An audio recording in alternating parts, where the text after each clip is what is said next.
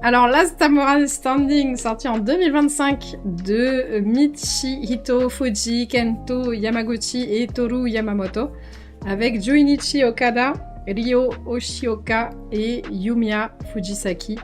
Donc à la fin du 19e siècle, 292 guerriers de tous horizons sont réunis par une merveilleuse affiche qui offre un grand prix de 100 milliards de yens, donc c'est énorme. Ceux qui ne savent pas est qu'il n'y aura qu'un seul gagnant et que tous les autres périront. En tout cas, c'est ce que ils déduisent. Chujiro Saga, ancien Bushi, participe dans l'espoir de gagner cet argent et de sauver sa femme et sa fille d'une maladie mortelle. J'ai oublié de quelle maladie il s'agissait.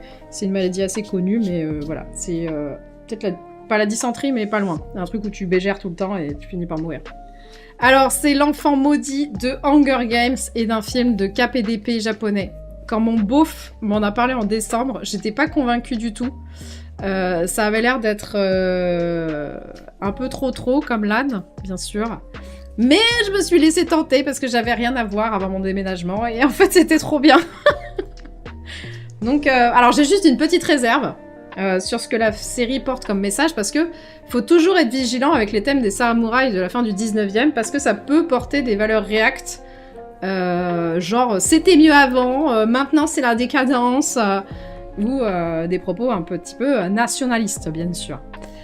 N'oubliez pas que le mythe du samouraï est un mythe créé de toutes pièces par un mec au 19e siècle, et voilà. Et donc je vous renvoie vers ma vidéo sur le cinéma politique d'Akira Kurosawa, puisque ça n'existe pas. En fait, les samouraïs, littéralement, c'est un mot qu'on utilise, nous, les occidentaux, mais en réalité, il faut les appeler les bushi.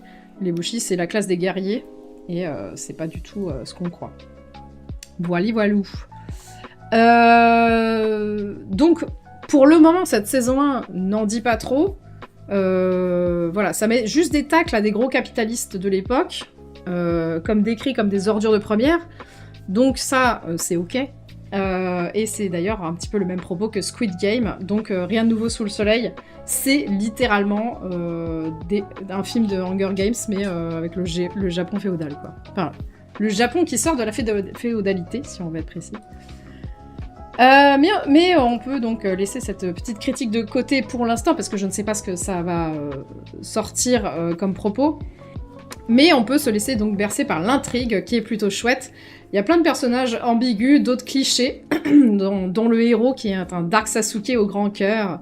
Il y a la petite nana qui a rien à foutre ici, mais qui gambate quand même dans l'espoir de s'en sortir. Et il y a l'espion chelou, qui est vraiment mon préféré, parce qu'il est vraiment très ambigu. Et on sait pas trop où il va, ce personnage.